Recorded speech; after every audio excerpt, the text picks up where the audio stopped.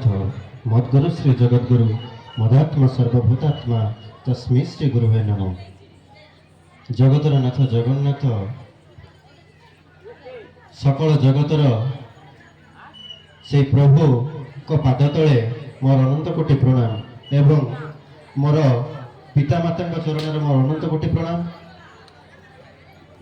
उपस्थित ये वार्षिक पुरस्कार वितरणी उत्सव रे सभापति महोदय, उपस्थित मुख्य अतिथि, मुख्य वक्ता, सम्मानित अतिथि समस्त को मोर अंतररू नमस्कार प्रणाम। सर्वोपरि आम सम्मुखरे बसिथिबा समस्त शिक्षक शिक्षयित्री तथा ए अंचलर गुरुजन माननकु मोर प्रणाम एवं मोठार बयसर छोट माननकु मोर आशीर्वाद स्नेह। ये छात्र छात्री माननकु मध्य मोर अशेष अशेष अशेष धन्यवाद जे कि एते छोट स्कूल रे सुंदर भाव नृत्य परिवेशन करुले। मु कौन कहबी, गीता दीदी जिते बड़े पढ़ुले वार्षिक विवरणी, से विवरणी शुणी मत किसी कहवाक माने मन लगुनि।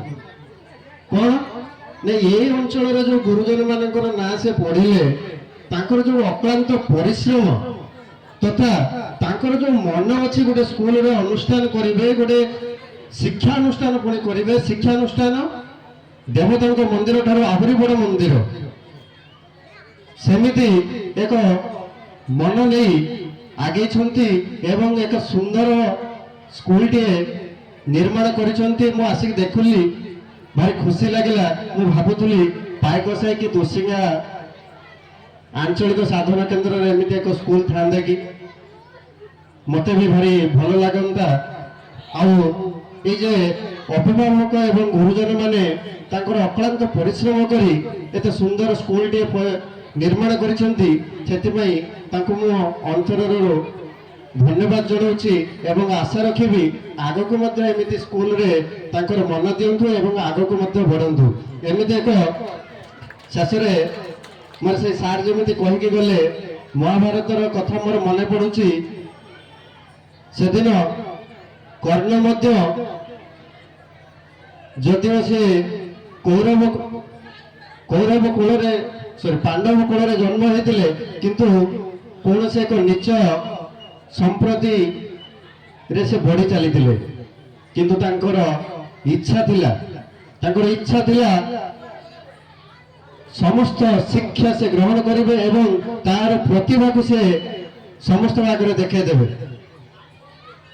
आपण माने महाभारत पढ़िले सबुठारु जदि केही जणे कर्मवीर थांती, केवल कर्ण ही सबुठारु कर्मवीर थिले। अर्जुन को मत पछरे पके देथिले, केते कष्ट पाइछंती, केते दुख पाइछंती, केते जंत्रणा रे से तांकर